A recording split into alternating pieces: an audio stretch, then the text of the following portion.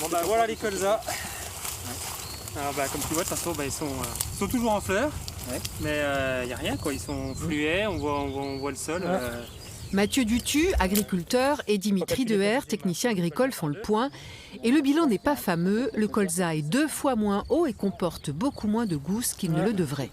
Ouais. Si on prend des pieds, qu'on arrache un pied. Et c'est quoi le couple? Ça c'est des charançons, probablement du bourgeon terminal. Et puis t'as tes altises.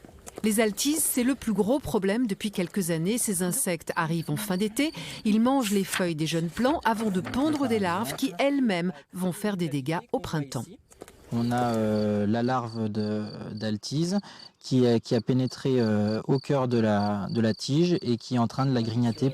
Les altises, comme les charançons, ont toujours existé dans le colza, mais les étés chauds et secs des dernières années ont amplifié le problème.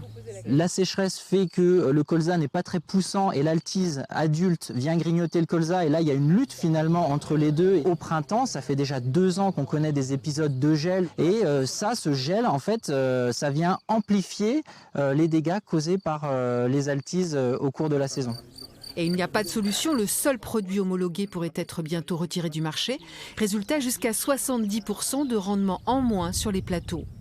Les parcelles où les sols sont plus riches s'en sortent un peu mieux. Exemple dans ce champ à quelques centaines de mètres du précédent. Bon bah voilà un colza à peu près normal. C'est beau hein, le colza. Ouais, bah pour l'année, ouais, il est pas mal.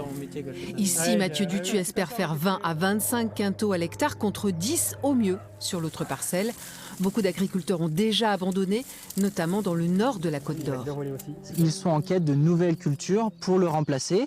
Alors ils ont essayé les pois, ils ont essayé des lentilles, des tournesols. Le problème, c'est que c'est des cultures qui ne réussissent pas à faire des marges équivalentes à celles que faisait le colza.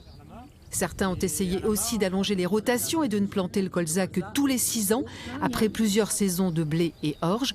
Pour le moment, rien n'est concluant.